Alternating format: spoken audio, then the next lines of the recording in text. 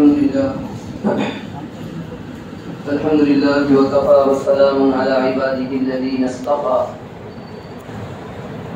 أما بعد، عن مالك بن الحويرث رضي الله تعالى عنه قال: أتينا رسول الله صلى الله عليه وسلم ونحن الشرطة متقاربون فأقمنا عنده 20 ليلة، وكان رسول الله صلى الله عليه وسلم رحيما رقيقا، فظن أننا قد اشتقنا أهلنا فسألنا عمن تركنا من أهلنا فأخبرناه فقال: ارجعوا إلى أهليكم فأقيموا فيهم وعلموهم ومروهم، فإذا حضرت الصلاة فليؤذن لكم أحدكم ثم ليؤمكم أكبركم، أو كما قال عليه الصلاة والسلام.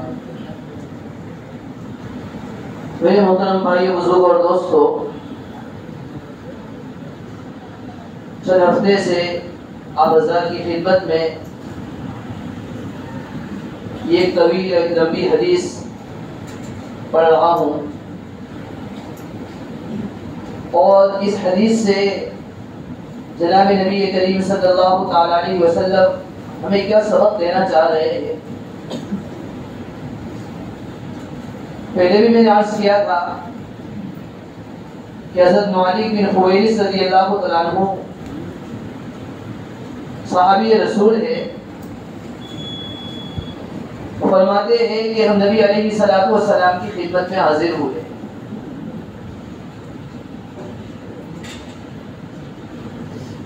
ہم نوجوانوں کا ایک گروہ تھا، ایک جماعت تھی، سب نوجوان تھے. نبی علیہ الصلوۃ والسلام کی خدمت میں تقریباً 20 دن تک رہے. میں نے ایک بات یہ بھی بتائی تھی کہ اس سے ایک بات یہ بھی معلوم ہوتی ہے کہ خصوصی طور پر نوجوانوں کو علم حاصل کرنے کے لیے، دین کی باتیں سیکھنے کے لیے سفر کرنا چاہیے. اپنے وقت کے علماء کے پاس، مشائخ کے پاس، ان کی صحبت میں رہ کر کچھ دین کی باتیں سیکھنا چاہیے، پڑھنا چاہیے. تو صحابہ کرام رضوان اللہ کی تعالی علیہم اجمعین فرماتے ہیں کہ ہم تقریباً 20 دن تک نبی علیہ الصلوۃ والسلام کی خدمت میں رہے. نبی علیہ الصلوۃ والسلام کے راتین کے اعمال کو دیکھتے رہے. نبی علیہ الصلوۃ والسلام نے بھانپ لیا، محسوس کیا کہ ہمیں اپنا گھر یاد آ رہا ہے. تو نبی علیہ الصلوۃ والسلام نے پوچھا کہ آپ اپنے پیچھے کن لوگوں کو چھوڑ کر آئے ہو؟ مالک بن حویرث رضی اللہ تعالیٰ فرماتے تھے کہ ہم میں سے بہت سارے صحابہ ایسے تھے جو شادی شدہ تھے.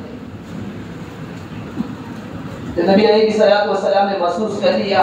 تو آپ علیہ الصلوۃ والسلام نے فرمایا: جاؤ ارجعوا الی اہلیکم، تم اپنے گھر والوں کے پاس چلے جاؤ. لیکن نبی علیہ الصلوۃ والسلام نے رخصت کرتے ہوئے کچھ نصیحتیں فرمائی. نبی علیہ الصلوۃ والسلام نے ایک نصیحت یہ فرمائی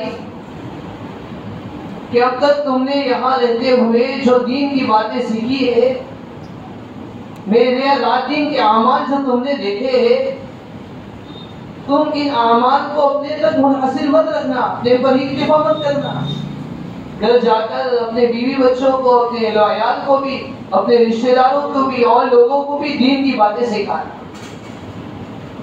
میں نے پہلے بھی بتایا تھا، اس سے ایک بات یہ بھی معلوم ہوئی، جو دین کے راستے میں لگنے والا ہے، جو دین کی خدمت میں لگا ہوا ہے، جو دین کی خدمت کر رہا ہے، جو پڑھ رہا ہے، پڑھا رہا ہے، اللہ کے راستے میں نکل رہا ہے، ان سب کی ذمہ داری ہے جو اللہ تعالیٰ نے دین ہمیں عطا فرمایا ہے، یہ دین اور لوگوں تک بھی پہنچایا ہے. اور لوگوں کے اندر سب سے پہلی ذمہ داری یہ ہے کہ میرے اہل و عیال تک، میرے گھر والوں تک، میرے رشتہ داروں تک جو دین کی باتیں میں نے سیکھی ہیں ان تک پہنچ جائے. ایک نصیحت نبی علیہ الصلوۃ والسلام نے یہ فرمائی. دوسری نصیحت نبی علیہ الصلوۃ والسلام نے فرمائی: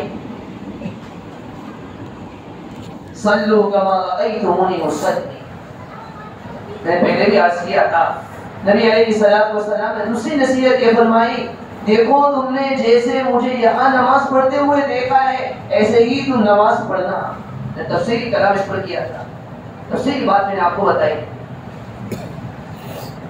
اور ایک تیسری نصیحت نبی علیہ السلام نے فرمائی، فَإِذَا حَضَرَتِ الصَّلَاةُ فَلْيُؤَذِّنْ أَحَدُكُمْ وَلْيَؤُمَّكُمْ أَكْبَرُكُمْ. بہت اہم نصیحت فرمائی. نبی علیہ السلام نے فرمایا جب نماز کا وقت حاضر ہو تو چاہیے کہ تم میں سے ایک آدمی اذان کرے. وہ آدمی نصیحت کرتا ہے، کئی سفر میں جا رہا ہوتا ہے، نصیحت کرنے والے کے لیے بھی اور نصیحت سننے والے کے لیے بھی جو سب سے زیادہ اہم باتیں ہوتی ہے، جس کو ہم کہتے ہیں بہت پوائنٹ کی بات ہوا کرتی ہے، بہت اہم بات ہوا کرتی ہے، آدمی عام طور پر رخصت ہونے والے کو، رخصت کرنے والوں کو ایسی نصیحت اور ایسے اہم جملے کہا کرتا ہے. نبی علیہ السلام نے صحابہ سے فرمایا، دیکھو تم یہاں سے جا رہے ہو، جب نماز کا وقت حاضر ہو، نماز کا وقت آ جائے، فَلْيُؤَذِّنْ أَحَدُكُمْ، چاہیے کہ تم میں سے ایک آدمی اذان کرے.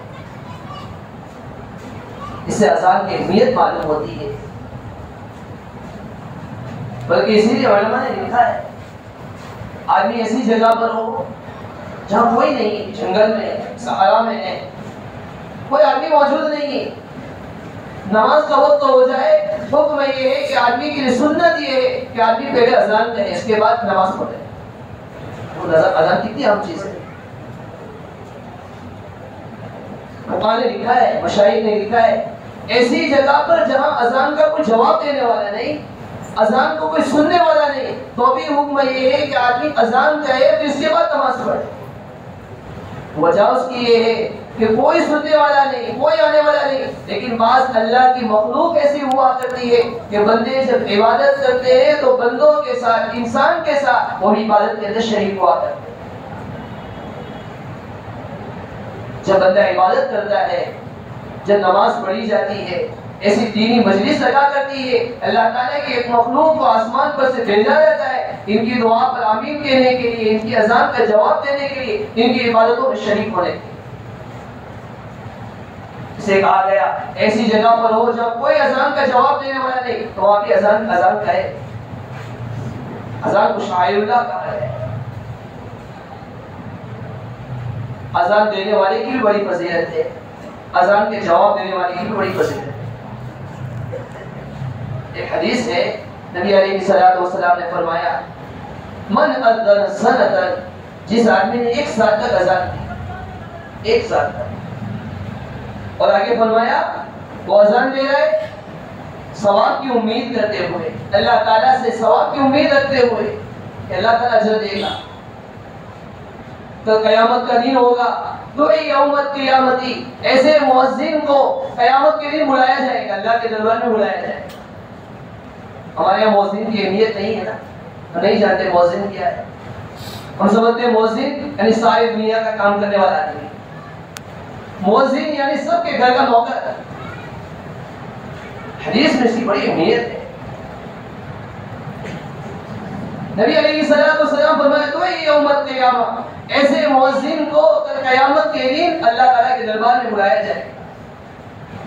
فوقف علی باب الجنہ، اور اسے جنت کے دروازے پر کھڑا کیا جائے گا، اور اسے کہا جائے گا اللہ تعالیٰ کی طرف سے، اشفع لمن شئت، تو جس کے لیے چاہے سفارش کر. مؤذن سفارش کرے گا، اللہ تعالیٰ کی طرف سے کہا جائے گا اسے.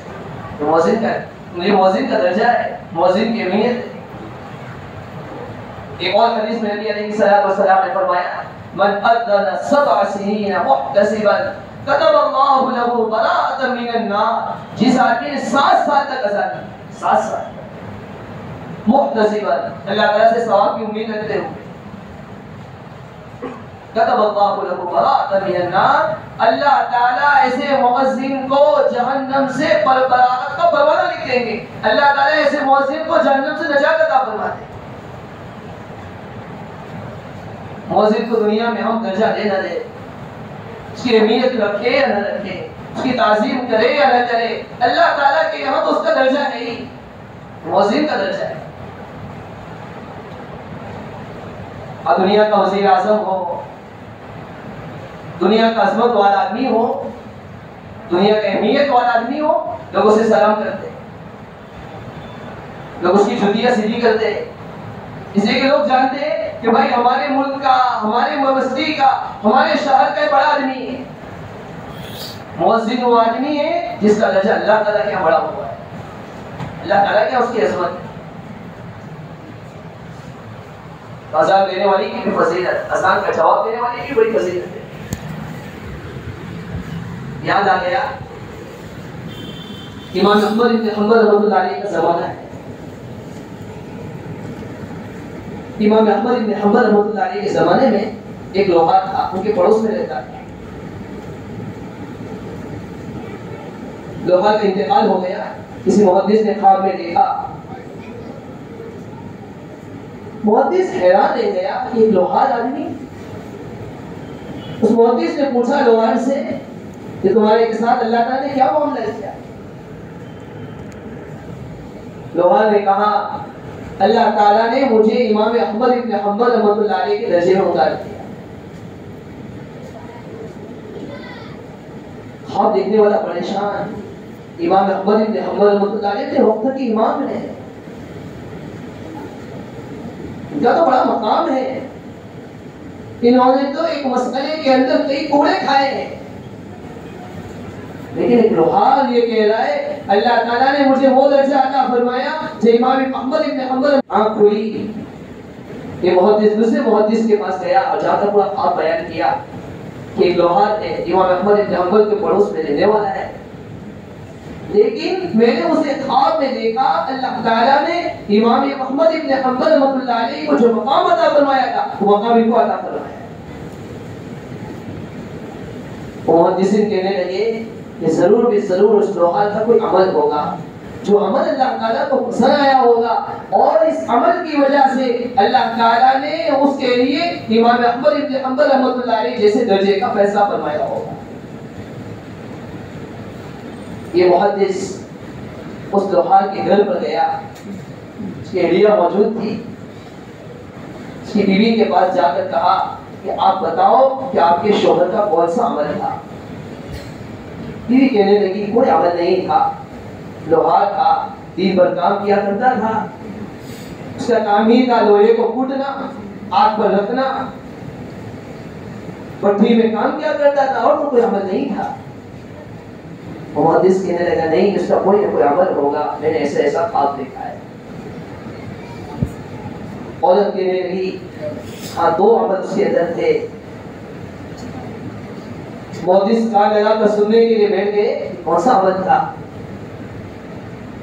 عورت کہنے لگی کہ اس کا ایک عمل یہ تھا کہ دن بھر لوہا کھٹتا تھا، ہتھوڑا اٹھاتا تھا، اور ہتھوڑے اٹھا کر جو لگاٹ پر جو لوہا رکھا ہوا تھا ہوتا تھا آگ میں دباتا تھا، اس کے اوپر اچھی طرح ہتھوڑے کو کھٹتا رہتا تھا۔ لیکن جب اذان کی آواز کان میں پڑتی تھی تو وہ ہتھوڑا جو اس نے اٹھایا ہوا ہوتا تھا وہ اس نیت سے اٹھایا ہوا تھا کہ اس کو لوہے کے اوپر کوٹوں گا، لوہے کے اوپر ماروں گا، لیکن جیسے ہی اذان کی آواز کان میں پڑتی تھی وہ اپنے ہتھوڑے کو ایسے ہی نیچے رکھ دیتا تھا اور یہ کہتے تھا کہ اب میرے اللہ کے منادی نے پکارا ہے، اب میں اس کی حاضری کے لیے تیار ہو جاؤں گا، اب میرے مناسب نہیں ہے کہ ہتھوڑے کو اٹھانے کے بعد کان میں اللہ تعالیٰ کی طرف سے اذان کی آواز آ گئی اور اس کے ذریعے اس ہتھوڑے کو اس لوہے کے اوپر پیٹو، اس لوہے کے اوپر مارو۔ اس کی روزانہ کی عادت تھی، مؤذن کی آواز جیسے ہی کان میں پڑتی تھی، اذان کی آواز جیسے ہی کان میں پڑتی تھی، ایک اللہ کے منادی نے آواز دی ہے، وہ ہتھوڑے کو رکھ دیتا تھا، حالانکہ وہ اٹھایا ہوا ہوتا تھا، لیکن اس کا دل گوارا نہیں کرتا تھا کہ اس ہتھوڑے کو اس لوہے کے اوپر ماروں۔ ایک اس کی عادت یہ تھی۔ دوسری عادت کون سی تھی؟ دوسری عادت یہ تھی، عورت کہنے لگی ہم امام احمد بن حنبل رحمۃ اللہ علیہ کے پڑوس میں رہتے تھے، روزانہ رات کا وقت ہوتا تھا، امام احمد بن حنبل رحمۃ اللہ علیہ عشاء کے بعد وضو کرتے تھے اور لمبی لمبی نماز پڑھتے تھے، قرآن کریم کی تلاوت کرتے تھے اور قرآن کریم کی تلاوت کرتے ہوئے نماز پڑھتے ہوئے ان کی صبح ہو جاتی ہے۔ میرا شوہر روزانہ ان کو دیکھتا تھا اور وہ یہ کہا کرتا تھا کہ میں تو دن بھر کماتا ہوں، دن بھر کام کرتا ہوں، محنت کرتا ہوں، میرے پاس وقت نہیں ہے، مجھے نیند ہوتی ہے، میں تھکا ہوا ہوتا ہوں، کاش میرے پاس بھی وقت ہوتا، میرے پاس بھی وقت ہوتا، میں بھی اسی طرح جس طرح امام احمد بن حنبل رحمۃ اللہ علیہ اپنی چھت پر کھڑے ہو کر نماز پڑھ رہے، میں بھی اسی طرح کھڑا ہوتا اور نماز کا اہتمام کرتا۔ یہ دو چیز، اذان کا جواب دینا اور اذان کا کان میں آواز کو سن کر اس کے لیے فوراً نماز کے لیے تیار ہو جانا، اذان کا ادب و احترام کرنا اور دل میں عبادت کا شوق پیدا ہونا، یہ دو چیز ایسی سنائی کہ وہ محدث کہنے لگے کہ واقعتاً یہی دو چیز ایسی ہوگی اس نے امام احمد بن حنبل رحمۃ اللہ علیہ جیسی عبادت کا شوق پیدا کیا اور عبادت کے شوق کی تمنا کی، اللہ تعالیٰ نے امام احمد بن حنبل رحمۃ اللہ علیہ کو جو درجہ عطا فرمایا وہ بھی وہ درجہ عطا فرمایا۔ اذان بہت بڑی چیز ہے، مؤذن کا بھی بہت بڑا درجہ ہے۔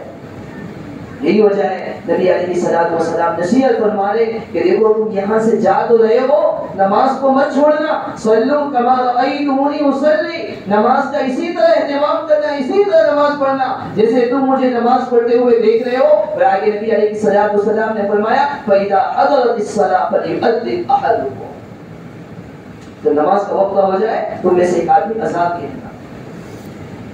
اور دوسری نصیحت نبی علیہ الصلوۃ والسلام نے فرمائی وَلْيَؤُمَّكُمْ أَكْبَرُكُمْ، اور جب نماز کا وقت ہو جائے ایک آدمی نے اذان کہہ دی تو تم میں سے جو بڑا ہو، عمر کے اعتبار سے بڑا ہو، اسے چاہیے کہ وہ امامت کرائے۔ فقہاء نے لکھا ہے کہ امامت کا سب سے زیادہ حقدار وہ آدمی ہے جو سب سے زیادہ علم والا ہو، سب سے زیادہ علم والا ہو اور سب سے زیادہ امامت کا حقدار۔ یہاں صحابہ کرام رضی اللہ عنہم اجمعین سب امامت میں، سب کے سب علم کے اعتبار سے برابر تھے۔ 20 دن تک نبی علیہ الصلوۃ والسلام کی خدمت میں رہے تھے، سب نے علم حاصل کیا تھا، تو سب کے پاس علم تھا، تو نبی علیہ الصلوۃ والسلام نے فرمایا جب تم میں سے سب کے پاس علم ہے، اب ایک آدمی اذان کہے گا لیکن امامت وہ کرائے گا جو تم میں سب سے زیادہ عمر والا ہو۔ اس لیے علماء نے لکھا ہے، اس سے یہ بات بھی معلوم ہوئی اللہ تعالیٰ نے عمر والے کو جو بڑا ہو بوڑھا ہو اللہ تعالیٰ نے اسے فضیلت عطا فرمائی۔ اسی لیے خیبر کے موقع پر یہودی چند یہودیوں نے ایک مسلمان چند یہودیوں نے مل کر ایک مسلمان کو قتل کر دیا۔ جس کو قتل کیا گیا تھا اس کا ایک بھائی اور اس کا ایک چچا، دونوں نبی علیہ الصلوۃ والسلام کی خدمت میں حاضر ہوئے اور پوری بات سنانے لگے۔ تو جو اس مقتول قائم جس کو قتل کیا گیا تھا اس کا بھائی تھا، وہ بولنے لگا، کچھ بات پیش کرنے لگا۔ تو آپ علیہ الصلوۃ والسلام نے کہا تم اپنے چچا کو جو بڑے ہیں ان کو بولنے کا موقع دو، ان کو بولنے دو۔ اس حدیث سے یہ معلومات معلوم ہوئی کہ بہت سارے لوگ موجود ہو تو اس میں بولنے میں ابتدا اس آدمی کو کرنا چاہیے جو عمر کے اعتبار سے بڑا ہو۔ یعنی ہمارے مذہب میں جو عمر کے اعتبار سے بڑا ہو اس کو اہمیت دی گئی ہے، اس کے احترام کے پیش نظر، اس کے ادب کے پیش نظر کہ جہاں بہت سارے لوگ ہو بولنے کی ابتدا بڑا آدمی کرے۔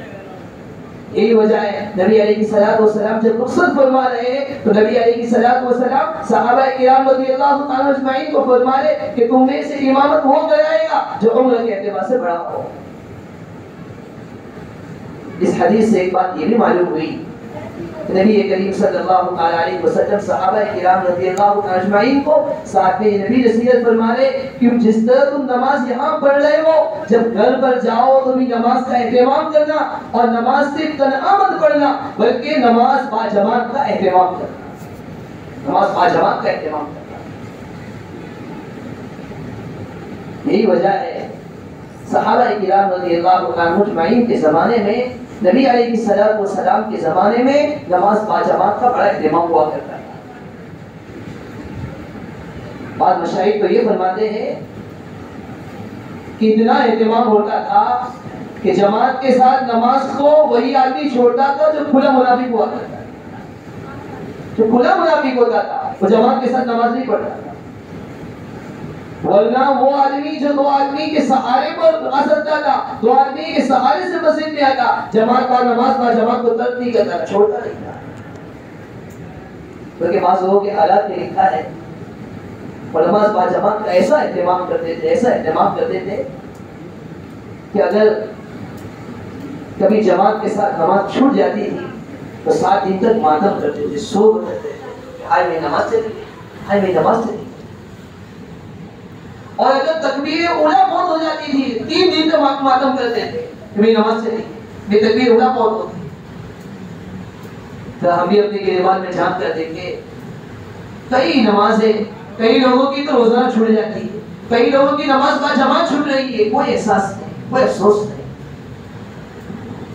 تاکہ آپ نے حدیث سنی ہوگی، ایک مرتبہ نبی علیہ السلام نے فرمایا، میرے دل میں خیال آتا ہے کہ ایک آدمی کو اذان کا حکم دوں، ایک آدمی کو اقامت کا حکم دوں، پھر ایک آدمی کو حکم دوں کہ نماز پڑھائے، امامت کرائے، اور ایک انگارہ لے کر جاؤں اور ان لوگوں کے گھروں کو آگ لگا دوں جو بغیر عذر کے جماعت کے ساتھ نماز نہیں پڑھتے، نماز کو چھوڑ دیتے تھے. اس وقت وہی بیان فرمایا نماز با جماعت کا اہتمام. حضرت عمر رضی اللہ عنہ کا زمانہ ہے، ایک تابعی ہے سلیمان بن ابی خطامہ رضی اللہ عنہ. ایک مرتبہ فجر کی نماز میں حاضر نہ ہو پائے. حضرت عمر فاروق رضی اللہ عنہ نے پوچھا کہاں چلے گئے وہ تابعی، کہاں چلے گئے، سلیمان کہاں چلے گئے؟ کچھ وقت کے بعد ان کے گھر کے پاس سے گزرے، ان کی والدہ موجود تھے. ان کی والدہ سے پوچھا کہ کیا بات ہے، سلیمان فجر کی نماز میں موجود نہیں تھے؟ ان کی والدہ نے کہا کہ رات بھر سلیمان، سن لو تو، رات بھر سلیمان نوافل میں مشغول تھے، عبادت میں مشغول تھے. صبح کے وقت آگ لگ گئی جس کی وجہ سے فجر کی نماز میں حاضر نہیں ہو پائے. حضرت عمر رضی اللہ عنہ نے فرمایا میرے نزدیک رات بھر نماز پڑھنے کے مقابلے میں فجر کی نماز با جماعت پڑھنے کی فضیلت زیادہ ہے. یعنی وہ آدمی جو رات بھر نماز پڑھے، عبادت کا اہتمام کرے، اس کے مقابلے میں میرے نزدیک وہ آدمی افضل ہے جو فجر کی نماز کو جماعت کے ساتھ پڑھتا ہے. اور ضرورت ہے ایک تو ہم نماز کا اہتمام کریں اور دوسرے ساتھ میں نماز با جماعت کا اہتمام کریں. آدمی کو کبھی نماز چھوڑ جائے افسوس بھی ہونا چاہیے.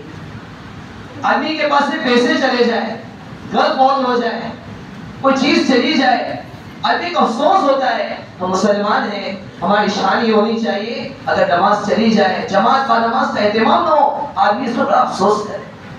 اللہ تعالیٰ شانوں سے دعا ہے اس طویل حدیث کی روشنی میں جو کچھ باتیں آپ کے سامنے عرض کی ہے، اللہ تعالیٰ ان سب باتوں پر سب سے پہلے مجھے ہم سب کو اس پر عمل کرنے کی توفیق عطا فرمائے. خصوصی طور پر ہم سب کو نماز با جماعت کے اہتمام کی توفیق عطا فرمائے. نماز کے اہمیت پر اللہ تعالیٰ نے جو فضیلتیں بیان فرمائی ہیں، نبی علیہ السلام نے جو فضیلتیں بیان فرمائی ہیں، ہم سب کو اس پر عمل کرنے کی توفیق عطا فرمائے. آمین و آخر دعوانا الحمدللہ رب العالمین. اور ذات کی خدمت میں